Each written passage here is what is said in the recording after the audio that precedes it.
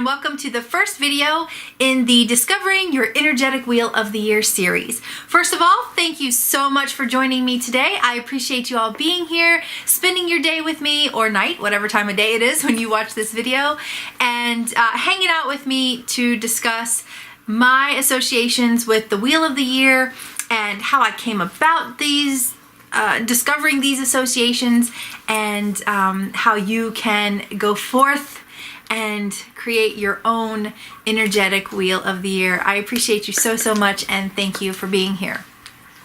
I'm going to go through all of the content. The only thing you need to do is sit back and relax. Grab a journal if you like, but this video is here for you, so don't feel like you have to jot down everything I say as I'm saying it. You can come back to this as many times as you want to take notes, write down the journal prompts, go back and re-listen to anything that really resonated with you or really excited you or inspired you. So don't feel like you have to just sit down right now and write down everything I say as I'm saying it. However, if you do want to take notes, pen and paper is always nice. Grab a cuppa, sink back, grab a blankie if you need it because it might still be a little chilly where you are, and sit back and enjoy. So, as you know, I always just kind of speak off of the cuff. I never have a script. And I don't have a script today, but I do have a lot of notes because as I was sitting down, I thought, oh, I don't even know how I'm gonna fill 15 minutes. I thought this was gonna be like a 5-minute video where I would just kind of quickly go over my personal associations with Ostara and how you can, go out in nature and discover your own correspondences. And then I started writing and it was like a 12-page thing. So I've culled it back. I've kind of given you the highlights and I don't want to overwhelm you, so I've given you some journal prompts that you can work through at your own pace. There are plenty of activities that you can do, and with the activities you can turn each activity into a ritual or incorporate several of them to create a ritual, or you can just do these as fun activities throughout the spring season. So like I said, I condensed it down, and for the sake of time, because oh my god, I would be here for hours if I went through and discussed everything for Ostara. For the sake of time, I have made basically a list of bullet points that I want to cover throughout the, look, and it's still like pages and pages and pages. This is all just for Ostara. So yeah, sit back, grab a cuppa, and if you want to have a journal on hand, pen and paper is always nice. So if you see that I'm looking down, that's what it is. I just want to make sure that I'm hitting all of the bullet points and not missing anything, because there is a shit ton of information to cover, and this is just this is scratching the surface really. So I do need to say that my associations and the way I go about discovering my associations for each Sabbat and Esbat are not necessarily traditional. It can be incredibly overwhelming. There is a vast ocean of knowledge. Like, every bit of knowledge is available at our fingertips on the internet and through books, and it can just be overwhelming. I would highly recommend that you not do that. If you can come into this practice from the beginning with your own associations, it's just going to be so much easier for you to tap into that energetic flow of the year. You will just find a natural rhythm with the changing of the seasons and the festivals on the Wheel of the Year, and you won't have any of that other shit cluttering up your brain space. Take this video series with the understanding that I have developed my own practice, and it is my wish that I inspire you to develop your own practice as well. So some of the things that you have learned over the years may still resonate with you, but you might be surprised to discover that some of them don't resonate whatsoever. And that is what this series is going to help you discover. All right, enough of all of that. So I just need to say again, I'm looking off to the side because I am literally reading my notes, otherwise we will be here forever. So please forgive me that I'm not looking directly at you, and I never read a script, but for this video I really need one. So here we go. I follow follow the Gregorian calendar, but I also have my own internal energetic calendar. We all do. And this series is basically going to help you focus on filling out that energetic calendar for the year. During the Developing Your Energetic Wheel of the Year series, you'll get in sync with the universal energies of your own body, mind, and spirit, and geographical location in order to develop your own personal meanings and correspondences and associations with each of the Sabbats and Esbats. Forget what all the books have told you. Developing your energetic wheel is exactly what it sounds like. Exploring and developing individual resonance, interpretations, and correspondences for the energetic shifts that take place over the course of a year. As the wheel turns, you will tune in to your inner knowing on a deep and energetic level, which will allow you to develop a personal relationship with each of the festival days and the cycles of the earth. So what do I mean by energetic level? It's that feeling that you can't explain but just know to be true. It could be a distant whisper from beyond, a calling and understanding, a gut reaction, a spark of clairvoyance, a magical vibration swirling around you. That sense that something greater is being imparted to you from the universe, goddess, spirit, the ancestors, guides, past lives, or whatever else you choose to call it. You know it in your bones, and there is no way in hell that anybody else could ever convince you otherwise that this is just the way it is for you. It's your cosmic truth. By connecting to the seasons energetically, you'll gain understanding that can't be explained or denied. Through this bone knowing, you'll be able to confidently incorporate your own correspondences, traditions, and experiences and needs into your celebrations and design rituals that have a deeper meaning and resonance. Traditional associations are based in Celtic history, and that doesn't really resonate with most of us in the modern world. By developing your energetic wheel of the year, you'll create a personalized wheel that feels right for you. Listen to the earth. She'll tell you everything you need to know. Listen to your inner knowing. Find resonance. Even if it doesn't seem to make any sense. Even if your wheel doesn't look like anyone else's, listen anyway.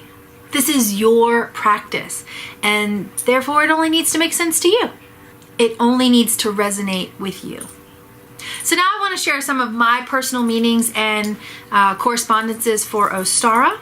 You'll notice that some of my associations do fall in line with the traditional celebrations, but many of them are not anywhere close to traditional associations.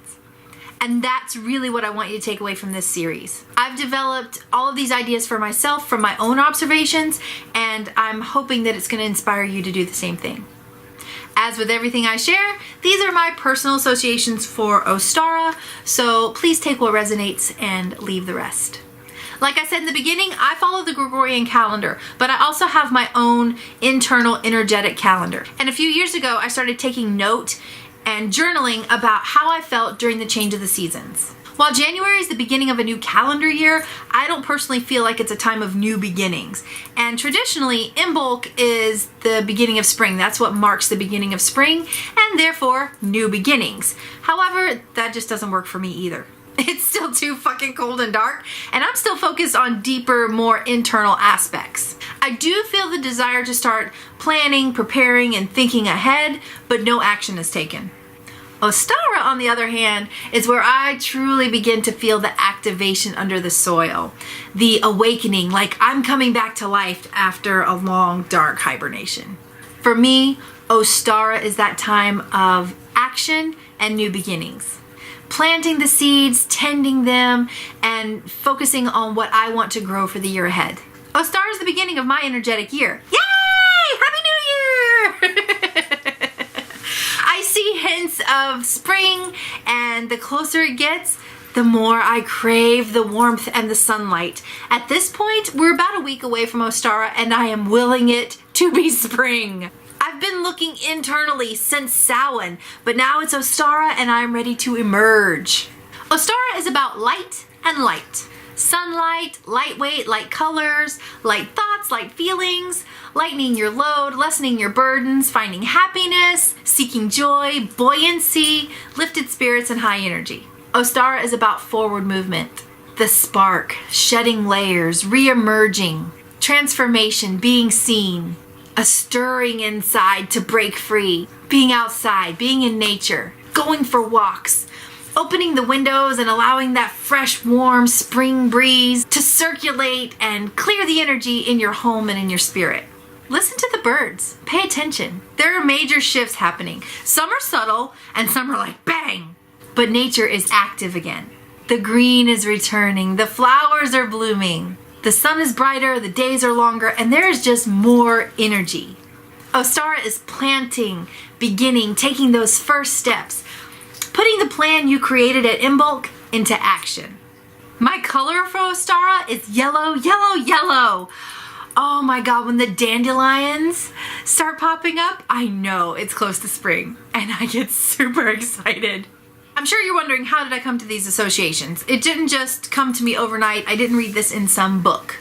I came to these associations over time by paying attention to the world around me and paying attention to the energies around me and within me, by taking my cues from the earth, my community, and my own thoughts, feelings, and body at this time of year. For example, I'm someone who needs my sleep. But about 2 weeks before daylight savings time, I started noticing that I was having trouble sleeping. I couldn't stay awake past 9 p.m., which to be honest is often true and normal for me, but I was waking up hours before my alarm, and that never ever happens. I'm not a morning person. I don't like to wake up early, but I was waking up at least an hour or two before my alarm every single morning. But I started paying attention, and it was because the sun was rising earlier. Without even realizing it, my body was getting more in tune with the seasonal shift, which was causing what seemed like discombobulation with my watch. But here's the thing, clocks and time are a man-made concept. The change of the seasons and the gradual shift between light and dark to light are energetic and universal. And that's universal with a capital U. Listen to your body. Notice the energetic shifts and pay attention to how you react physically and mentally to that grander universal turn of the wheel. So that's kind of a brief overview on my personal correspondences for Ostara, but now I want to focus on you. So I've prepared some journal prompts for you, and these prompts should be ongoing. They're meant to be year-long or even lifelong areas of focus. Keep adding to them as you notice things in the weeks and months to come. Add to them next year when you start to notice the seasonal shift. Revisit them time and time again throughout your life and make changes or add new discoveries or insights. So you may want to pause the video right now if you don't have a pen and paper handy. I'm going to list out some journal prompts for you and talk briefly about a couple of them. So write them down as I go, hit pause in between so that you have time to write, and then come back and take your time with each of these journal prompts after the video is over with. So the first journal prompt is, how do you feel? What is your personal energy level? Like I said, I've started waking up much earlier, so I'm feeling more energy, but I'm also getting tired earlier in the evening. And once daylight savings time kicked in, I was more on an even keel. Number 2 is, what is the energy in the world around you? That's your neighborhood, your city, your house, within your family, within your community, online. What is the energy of the world around you? The next one is, what shifts do you notice in the world at large? Again, your neighborhood, city, house, family, community, internet. What changes and what shifts are you noticing? This one's really fun. On a scale of introvert to extrovert, where do you fall? So we tend to be introverted or extroverted, and we all kind of fall somewhere on that scale. But throughout the year, we all kind of ebb and flow throughout that scale as well. So at some points during the year, even though you're normally a very extroverted person like me, you may find that you are looking more internally, not talking as much, doing deeper work, that kind of thing. So on a scale of introvert to extrovert, where do you fall this time of year? Are you thinking internally or externally? Are you more talkative or more quiet? Are you ignoring your journal or turning to your journal? And are you spending more or less time with other people? Where do you fall on that introvert-extrovert scale at this time of year? Are you focusing more on internal or external influences? And like I said, at certain times of the year, I look more internally. I do shadow work. I do more journaling. And other times of the year, I completely ignore all of that stuff and just focus on, my family and being active and participating in things outside of myself. So are you focusing more on the internal or the external influences? What element resonates with this season to you? So for me, spring is earth, and that may not make sense to everyone, but for me, it's new growth. I want to be outside. I'm paying attention to the plants and the animals, and spring is a very external and earthy season to me. So spring and summer are external, and winter and fall are internal for me, because that's where my focus is during those times of the year. During the spring and summer, I want to be outside, I want to be with people, I want to be active, I want to be doing things. And during the fall and winter, I look more internally. I focus on shadow work, I focus on journaling, I take classes, I start studying and reading more. So what element resonates with the season for you? And is that an internal or an external element for you? Where's your creativity level this time of year? During the winter months, I'm crafting more, I write more, I journal more, I study more. And then during the spring and summer, I'm out and about and doing things and being more active. So my creativity level not necessarily dissipates, but I'm just not being as creative because I'm actually being more active. Next is take notes of the animals and plants around you. What is the wildlife doing at this time of the year? Are the squirrels coming out to play? Are the birds migrating? Are they coming back? Is the greenery dying or becoming more vibrant? What is the wildlife doing around you at this time of year? What do you like doing this time of year? For example, do you want to be outside taking a walk, or planting seeds, or cleaning the house? Or is spring the time of year where you start to look internally and start to journal more and be more creative? What do you feel like doing this time of year? Where's your energy level? What kind of food do you like to eat? In the wintertime, I am all about soups and casseroles and one-pot meals and comfort food and macaroni and cheese and very heavy, dense, warm, comforting, filling foods. But in the spring and summer, I want salads and salmon and burgers on the grill and ribs and potato salad. Like I want different kinds of food throughout the year. And I also eat a lot less junk in the spring and summertime. In the winter, I eat, cookies and breads and candy and that kind of stuff. And in the spring and summer, I eat a hell of a lot more fruit and vegetables and fresh foods and things that are just better for me. And it's just a natural flow that happens for me. So what type of food do you want to eat this time of year? And last but not least, I want you to start a running list of correspondences. This is going to be something that you continually add to. So you may want to leave some blank space in your journal. You may want to dedicate a few pages to each season, because I want you to keep coming back to this throughout the year, throughout your life, returning back to these questions and adding more correspondences as you go along. I'm going to give you a list of some categories that you can start with, but by all means, this is not the end-all be-all list of categories that you could and probably should be filling out for your correspondences. Add anything that you can think of. And if you come up with your list of I can't talk now.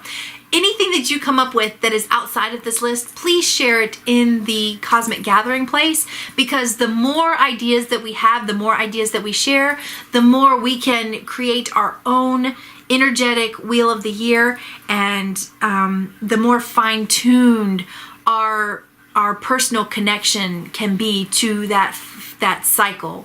And so I'd love to hear any correspondences that you come up with. So here are the ones that I would like you to come up with correspondences for.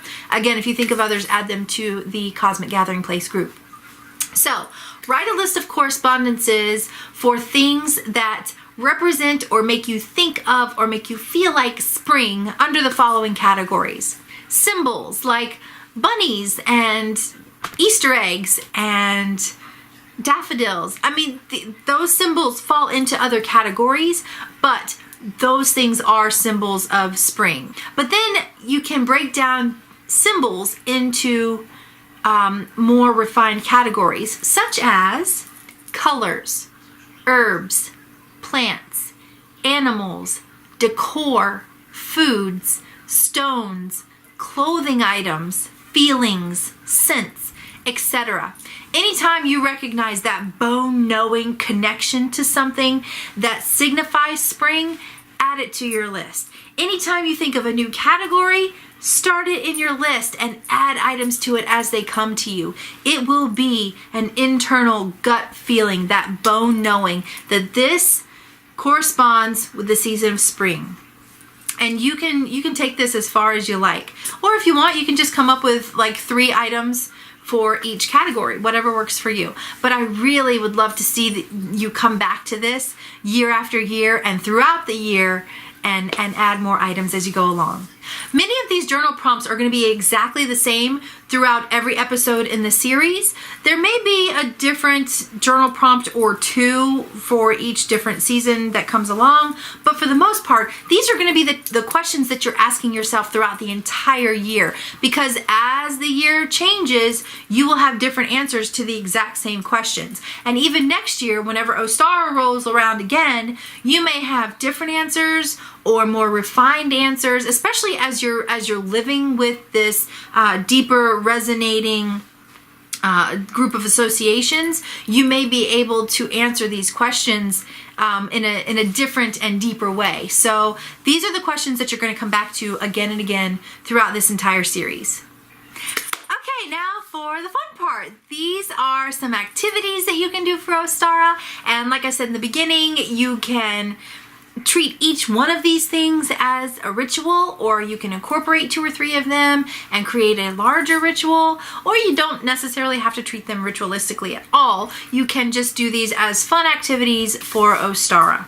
The first one is make hollow chocolate eggs and fill them with the things that you want to grow for the year, written on little slips of paper, and then you can crack one open and focus on it for the day or the week ahead. You can get those the plastic eggs, wash them really well, coat them with a little bit of oil, paint the inside with some melting chocolate and let it get hard. Pop the hollow eggs out and put the piece of paper inside, close the egg up and seal it with a little bit of chocolate, and then put them on your altar or in a candy dish, and then, once a week or once a day, crack open one of the chocolate eggs. Not only do you get an awesome little chocolatey treat, but it can give you something to focus on for the day or week ahead, and I just think it's a really cool idea. It's time consuming and it can be a pain in the ass to get the eggs out, but if you can accomplish it, it's pretty fucking cool. Next is make eggshell powder. Write down your correspondences for eggshells. First of all, that can be an activity in and of itself. Eggshells for me signify protection, safety, strength. I mean, like the list, my list of correspondences just for eggshells is about this fucking long. Like, I have a lot of correspondences for eggshells. So figure out what eggshells signify for you. Really, protection and fertility and security and strength and safety. Those are like big things for eggshells. And so the way you make eggshell powder is every time you crack an egg, whether it's just regular eggs for breakfast, or if you're baking a cake, or boiled eggs, whatever, rinse your eggshells really well and save them and let them dry out completely. Once they're completely dry, put them in a mortar and pestle and just grind them up until it is the consistency that you want, and that is your eggshell powder. You can then place it around the perimeter of your home for protection. You can use it in fertility spells or protection sachets and spells. Oh my god, the uses for eggshell powder really are endless, so that's a really good one to do at Ostara. Continuing with eggshells, you could write your intentions or your wishes for the year ahead on the outside of a raw egg and then bury it in your front yard. This is a symbol of good luck, but it's also a really cool way to take those intentions and really make them grounded and solidified. You could take that a step further and plant seeds or a small plant or a bush or whatever on top of where you buried your intention egg, and then watch that literally grow into fruition. you could take a fake egg if you needed to, like if you didn't have a place to plant it outside. You could plant them in a flower pot as well. If you didn't have room outside in your yard, you could take your raw egg and bury it in a flower pot. But if you don't want to use a raw egg, you could use a fake egg. You could either get a plastic egg and paint it white on the outside and then write your intentions. You can also find ceramic eggs, especially this time of year, like at Michael's and Hobby Lobby and the other craft stores. My intention egg from like 2 years ago was a ceramic egg, because they were things that I wanted to continually bring into fruition. Things like, a happy home and safety for my family and abundance and things like that. These just things that I constantly want in my life and that I want to bring into fruition. Those were my intentions for my year ahead, so I did it on a ceramic egg. So if you don't want to do it on a raw egg, you could absolutely use a fake egg if you needed to. If you do use a fake egg, you, instead of burying it out in the yard, you could place it on your altar or keep it in a prominent spot so that the energy stays active. You could interact with it, pick it up, talk to it, speak your intentions out loud, rub it, shake it, whatever, give it some energy, keep it in a windowsill, move it around throughout your house, and just keep the energy active. Another thing you could do is place seeds or beans on your altar to signify the things that you want to grow. For example, apple seeds for me represent health and abundance. Bell pepper seeds represent abundance and ease of access. Lemon seeds, flavor and brightness and power. So try to find seeds that correspond with the energies that you want to grow over the next year, and you can place those on your altar. You can sprinkle them around, you can place them in a little dish, and you can actually use seeds that you have harvested yourself and collected throughout the entire year if possible. But any seeds will do, even if you need to go to the store and buy a packet of seeds, or just go buy a fresh lemon if that's the energy that you want to grow over the next year. Go buy a lemon, harvest the seeds, and then do something with that lemon. Make some lemonade, or use that lemon in something else that we're going to talk about later, which is working with your mundane tools. So the things that you use, the places that you get the seeds from, the items that you get the seeds from can also be used in other areas, in other spells, in other workings that you do for Ostara as well. A prime example of this is actually the next activity, which is to make a meal using the items that you want to collect the seeds from. So, again, go get a lemon, make some lemonade, and serve the lemonade that day, and then place the lemon seeds on your altar. Or make it ahead of time, place the lemon seeds on a windowsill, let them dry out a little bit, and then serve the lemonade on Ostara Day. Place the seeds on your altar. Sorry, my tablet just went dark and I need my notes. You could place your seeds on your altar either before or after the meal. Place them on the altar Ostara morning. They don't have to be dry. You can make your meal. Let's just say you're making something with some bell pepper and some onions, and you harvest those seeds. You can take them right out of the bell pepper and then just go put them right onto your altar, either in a dish or sprinkled around. The same thing with any other seeds that you collect from any items that you want to make your meal from. So, an Ostara feast is traditional in my home, and we're going to talk about recipes in a few minutes, but I try to make something, if not all of it, because it's kind of difficult to get seeds from everything, but I try to make something for our Ostara feast that has seeds that correspond with the energies that I want to grow for the following year. Or for the year ahead, I should say. So I do tend to make lemonade on Ostara, and I take those lemon seeds because, again, lemon signifies brightness and power and flavor, and I want all of that for my year ahead. So I make lemonade and then place the seeds on my altar. You could also plant seeds, which is another activity. You could plant the seeds that you harvest. So you want to grow a lemon tree. You've got that lemon. Place the seeds on your altar, let them dry. Go do some research, figure out how you need to then germinate lemon seeds. Once those seeds come off of your altar, you can then germinate them and plant them, and they will grow the energy that you are looking for. But you could also just grow some seeds. This is the time for planting. So anything that you want to grow in a garden, or let's just say you wanted to start an herb garden, this is a really great time to actually plant your seeds. This is going to begin the growth process. At InBulk, we planned the garden, and at Ostara, we want to begin to grow the garden. So this is when you actually plant the seeds. And seeds germinate rapidly. A lot of change happens in a relatively short period of time.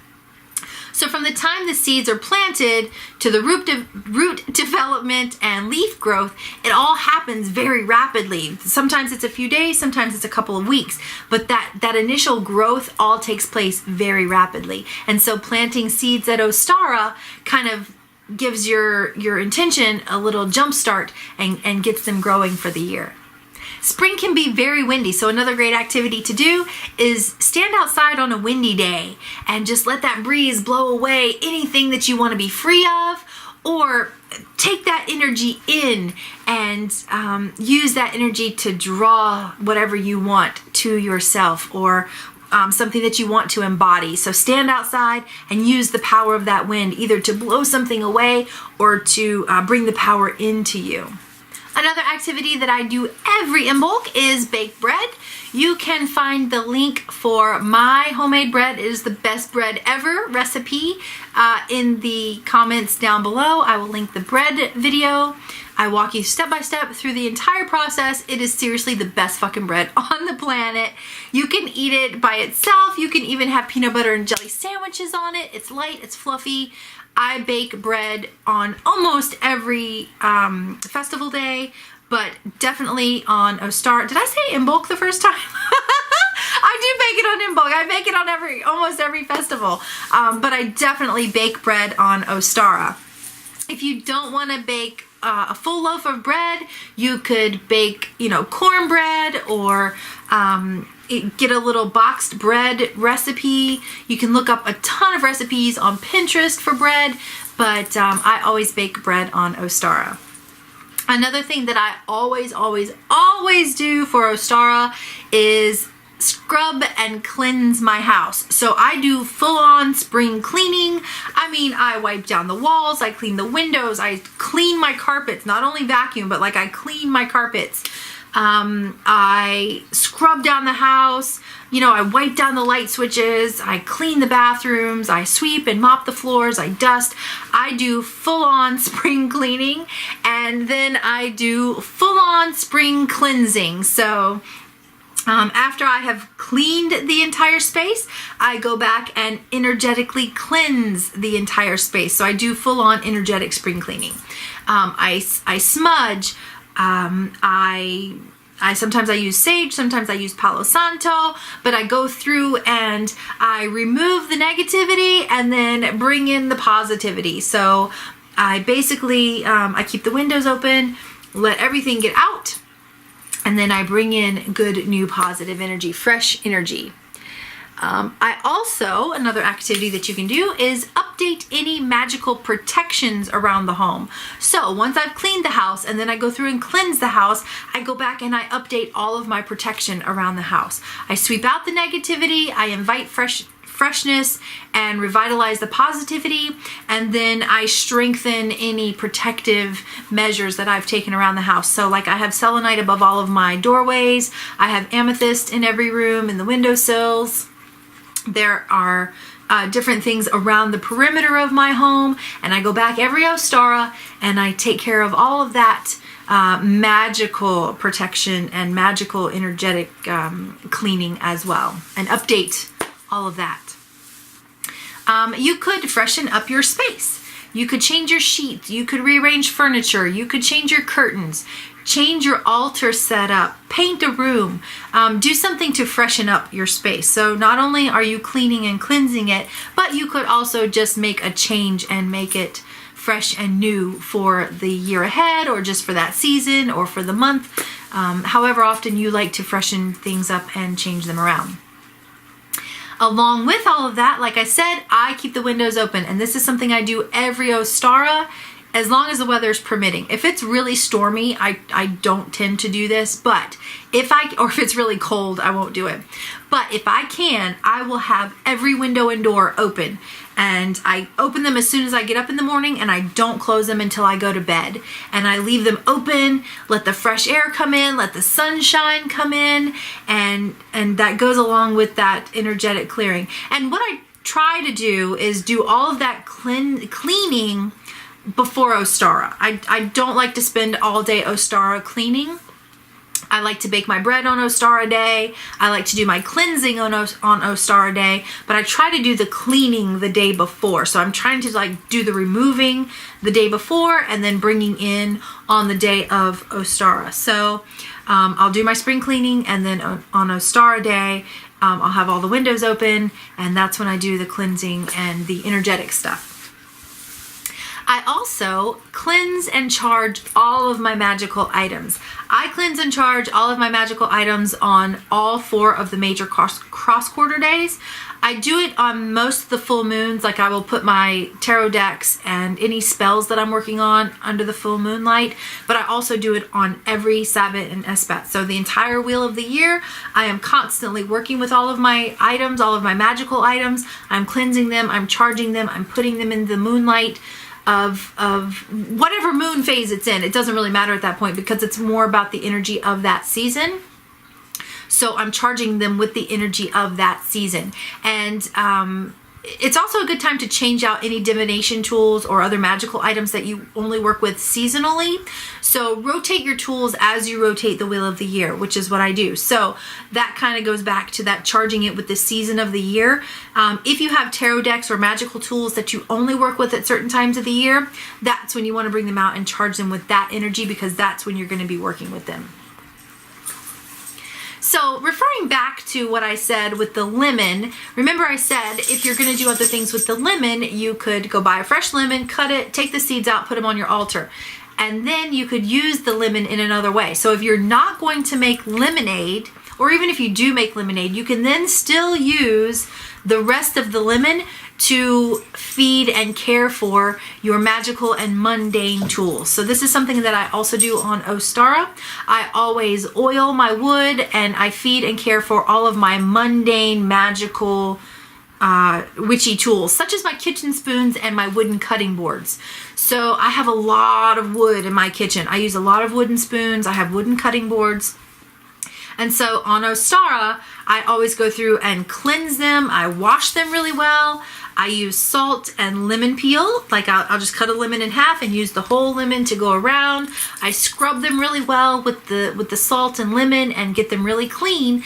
And then I will oil them. So I use coconut oil and go through and oil them. There's also a video that I did, I want to say at Ostara, or maybe it was Beltane. But I try to do that at least twice a year, sometimes 4 times a year, depending on how the weather has been and how my spoons look, how much I've used them, and how much my cutting boards have been used. But I've done a video on that as well, so I will link that with the bread video in the comments below. So you will find the first couple of comments will be additional video links, and that will be to the bread recipe and also to how I feed and care for my mundane magical tools with the cleansing and then the oiling of my wooden utensils. Yet another activity that you could do for Ostara is make incense. And you could use that lemon peel once again. You could dry it out and use that to create an incense. You can use any ingredients that speak of spring and resonate with you. Try to use ingredients that will not only match your energy and intention, but that are also going to smell good. So for example, for me, a traditional Ostara incense or potpourri blend that I like to make is lemon, bay leaf, and some other vibrant fresh scent like rosemary. So you could use dried bay leaf and rosemary, use your lemon peel, dry it out, grate it, and then create an incense from that. You could also, if you don't have time to dry it, you could just create a potpourri. So place a pot of water on your stove, turn it down nice and low, and just let it simmer all day long with those ingredients in the pot of water, and it will make your entire house smell like the fresh, vibrant spring energy that you are trying to create. I love creating potpourris and incense on the holidays, and I try to use ingredients that I'm also using in other things. It's kind of a well-rounded thing. I try to use the same ingredients in multiple processes if I can. So incense, recipes, altar decorations, you know, I try to incorporate those energies into multiple things. Another activity that I've kind of already touched on is make an Ostara feast. I make a feast for every festival day, really. Like, I make a feast at every holiday, whether it's Gregorian calendar, pagan wheel of the year, whatever it is. I make a feast for every holiday. And so your feast could literally be as simple or as elaborate as you want it to be. I mean, you could make a simple salad, or you could make a rack of lamb. It's totally up to you. Feast does not necessarily mean 7-course meal. A feast just means you've taken the time and set your intention and put the care and effort into the creation of the meal.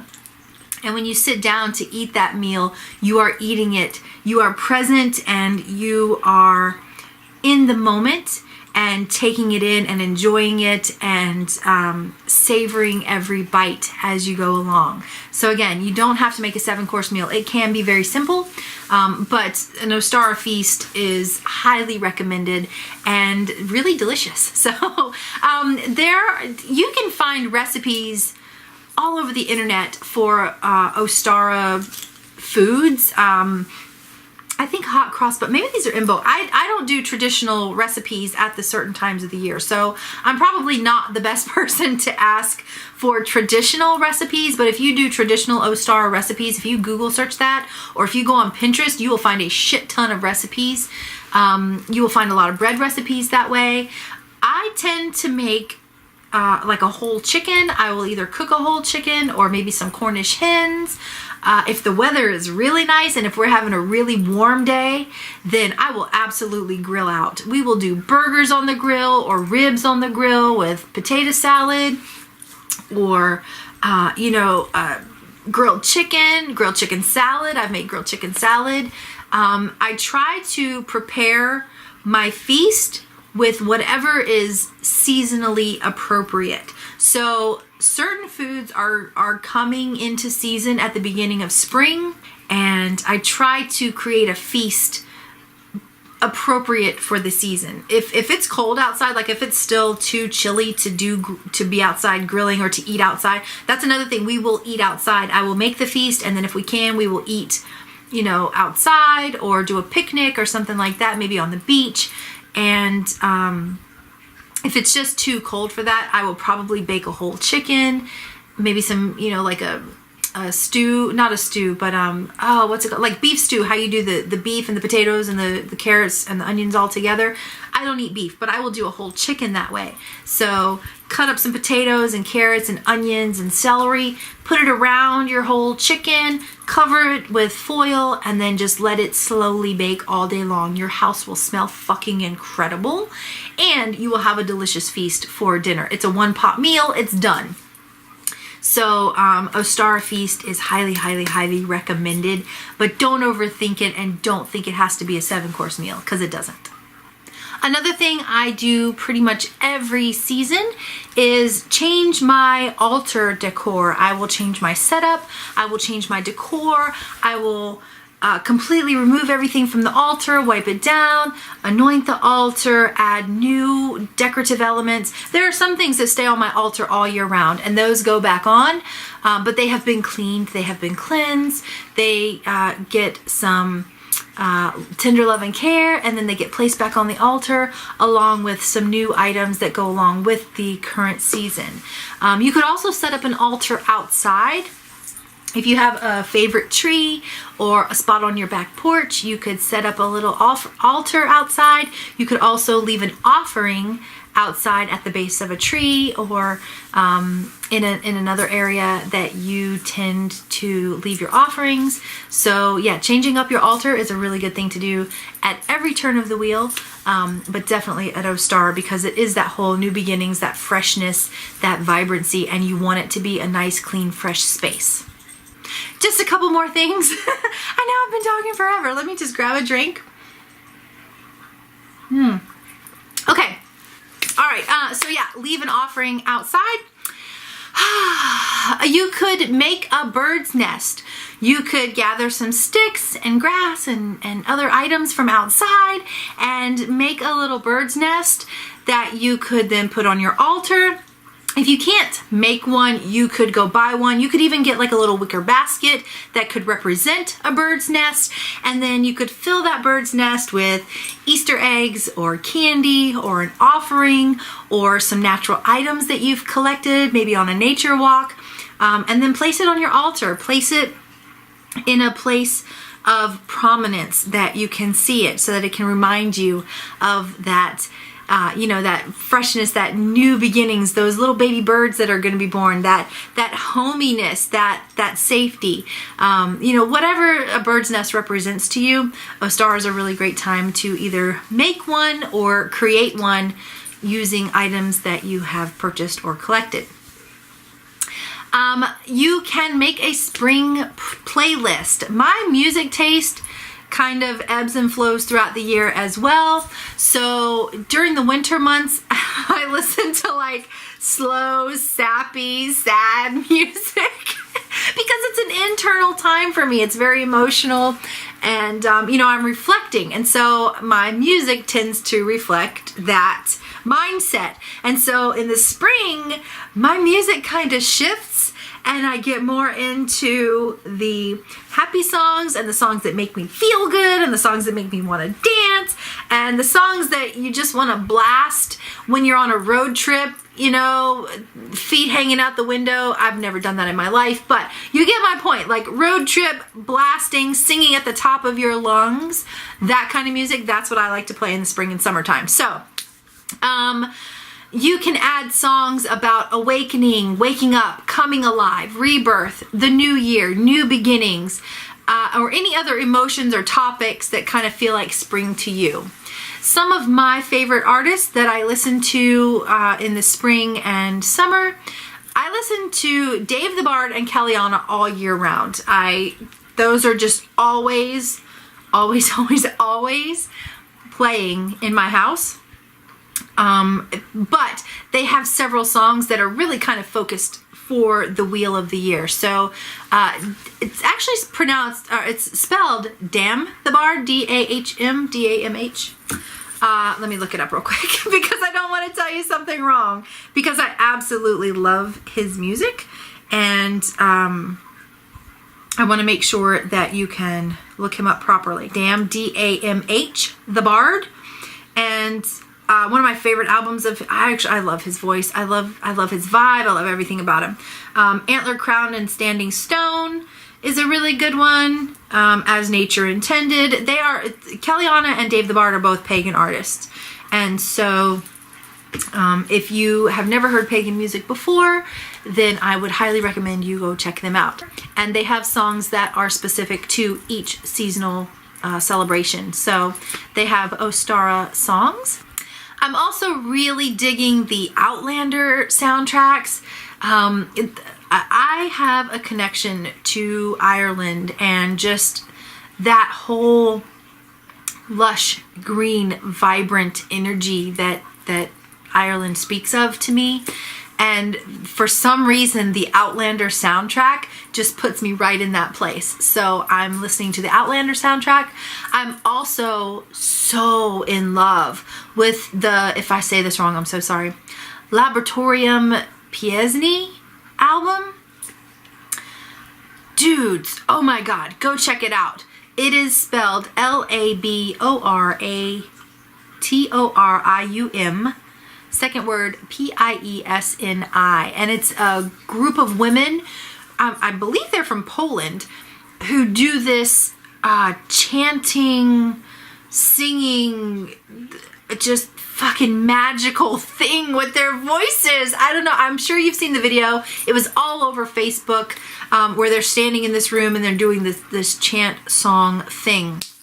So go look them up on YouTube. Their album is available on iTunes now, and I highly recommend it. And also The Greatest Showman. Like, I am fucking loving The Greatest Showman soundtrack. I play it every single day. I sing, I turn it up, I blast it, and it has really got me in the mood for spring. So The Greatest Showman soundtrack is on my list for music recommendations for spring, at least for this year. And then the last activity that I really recommend, it's kind of a journal prompt, but also kind of an activity. So I like to sit down at every turn of the wheel, and I try to sit outside if I can, if it's warm enough, or at least by a window with the window open so that I can see what's going on outside, or maybe with the window cracked so that I can see and hear what's going on outside. But I try to do free writing, and I try to just tap in to what's going on around me. I have a cup of tea, I light a candle, I light some incense, and then I sit there in silence and kind of just connect with the energy around me. And then I do some free writing, and I try to reflect on the season's progress and kind of where I've been transitioning to over the last 2 to 3 weeks, kind of where I see myself going over the next 2 or 3 weeks.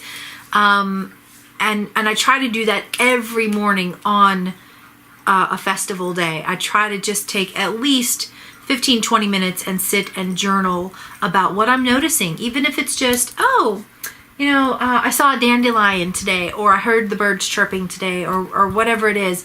I just try to write about my experience and what I'm noticing in the shift.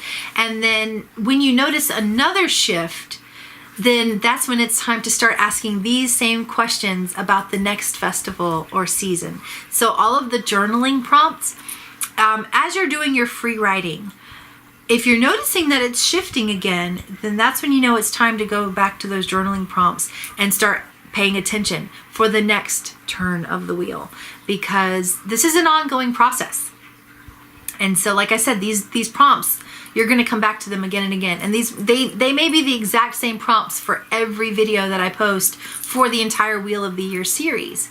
So when you start to notice those shifts in your own energy and in your own environment, that's when you're going to come back to those journal prompts. And a good time to pay attention to those shifts is on the Sabbath and Esbat days, on the festival days. Sit down and do some free writing and kind of check in where you're at, and check in on your own personal cycle and see if it's changing, or if you're just kind of continuing along with where you were, and then go from there. So just personal connection. That's really how you're going to develop your own energetic Wheel of the Year. That's all it is just you checking in and listening and paying attention to the cues that you get in that bone-knowing, cosmic truth way. So I hope these activities and prompts inspire you to find your own correspondences. If you add categories listed here, like I said, please share them in the Cosmic Gathering place. Share your discoveries, share your rituals, ask questions. Tell us how you went about the activities. Tell us if you did the activities, which ones you did, which ones you blended together. Tell me about your ritual. Share your experiences. If you're comfortable with it, share your journaling or recipes that you cooked.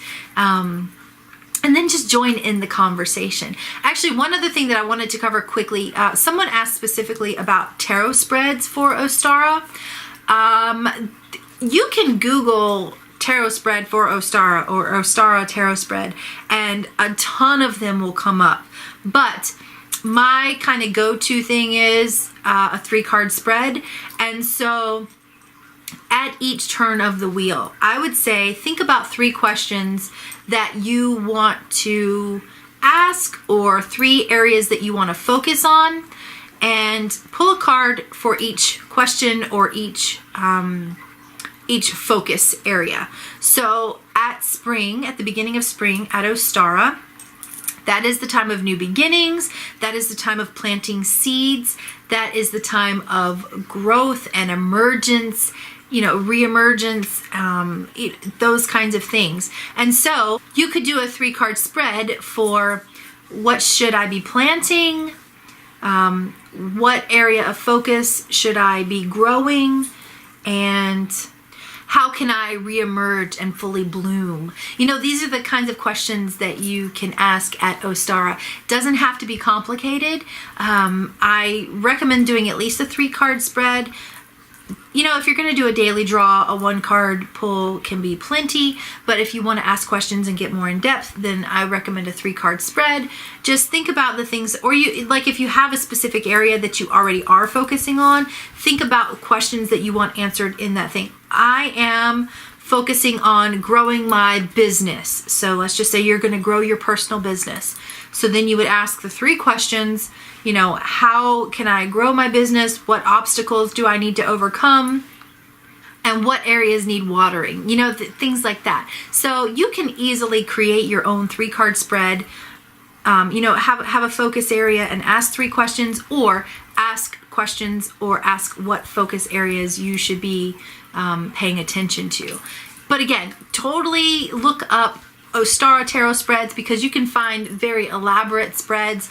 I'm not someone who tends to do elaborate spreads, but there are a lot of them out there. And you can find some on Pinterest as well. You can find shit tons of tarot spreads all over Pinterest. So, like I said, I hope these activities inspire you to create your own correspondences. Our next celebration is Beltane. And because I want you to have plenty of time to actually work with the information that I share and develop your own associations and prepare for each festival day, I want you to have time to do that before the actual festival day arrives. So I'll be posting the videos probably a week or 2 before each next turn of the wheel. So our next celebration is Beltane, and I'll post the Beltane episode probably the last week of April or so. And that's how you can kind of expect the entire series to go. A week or so before the festival day, I will post the next video with the journal prompts and activities and my personal correspondences and insights for the holiday. Remember, discovering your energetic wheel of the year is an exclusive video series that I am only sharing here in Edie's Cosmic Gathering Place. It is my gift to you. I ask nothing in return except that you participate and join in the conversation. Be active in the group, share your experiences, share your correspondences, share your activities and discoveries, things like that. That is what I ask of you. This is my gift to you because I appreciate you hanging with me here in the Cosmic Gathering Place. But I do ask that because it is exclusive just for all of you group members, that you please don't share the information outside of the group. If there's someone that would really enjoy this or benefit from it, or you know, someone who's just starting on their path who you think would really like this, add them to the group, have them request to join the group, have them send me a private message and I can add them to the group. You know, have them join in the Cosmic Gathering Place, because not only do they get the benefit of seeing the videos, but then they can join in the conversation and they can connect with all of us. So I do ask that you don't share this content outside of the group, but instead ask people to join in the group instead. So that is it for today. I hope you enjoyed this first installment in Discovering Your Energetic Wheel of the Year series. This has been the Ostara video. The next video will be right before Beltane. So I look forward to seeing everything that you guys discover and the activities that you do. I'll be sharing mine in the Cosmic Gathering Place as well. So share photos, you know, anything that you want to do. Add your recipes, you know, send us some links to recipes, or if you find a really cool tarot spread, add the link to that. Share pictures and tell us all about your personal discovery for your energetic wheel of the year. Tell us how you're feeling. Tell us where your energy's at. Share all of that stuff. I can't wait to see where you take this, because everyone's wheel is going to look different. And that's the awesome thing, is because we may have some things in common and something I say may resonate with you and you're like, oh yeah, that makes total sense for me. But other things I may say might not resonate whatsoever. So by sharing our collective experiences, that's how we further develop our own personal wheel of the year, and we will all be richer for it. So please share And don't hesitate to ask questions. If you have any questions, please ask it in the Cosmic Gathering place. No question is too silly or too small. So please ask questions. I am more than happy to answer them and share my experiences with all of you. Thank you all so much for being here. I hope you enjoyed this series. I will see you again for Beltane and the other festivals as we go through this turning of the wheel. And I hope you enjoyed it. If you want to see more of my videos, then head on over to YouTube. You can find my channel. Actually, you should be able to find my channel through this video. So just go over to YouTube and check out more of my videos. If you like what I do here, don't forget to hit the little subscribe button. That way you don't miss anything. And click the little bell. That way you get the notifications from YouTube that let you know I've actually uploaded a new video. As a rule, share it with your friends. Not these specific ones, but any of my other videos, share them with your friends. That way they can hang out with us too. And give it a thumbs up if you liked it. Thank you all so much for being here. Remember, you are fierce, you are fabulous, and you are fucking badass. So keep that shit up, and I'll see you next time. Mwah. Bye! Holy shit, I don't even know how long I talked. No one wants to hear me talk this much. Oh boy.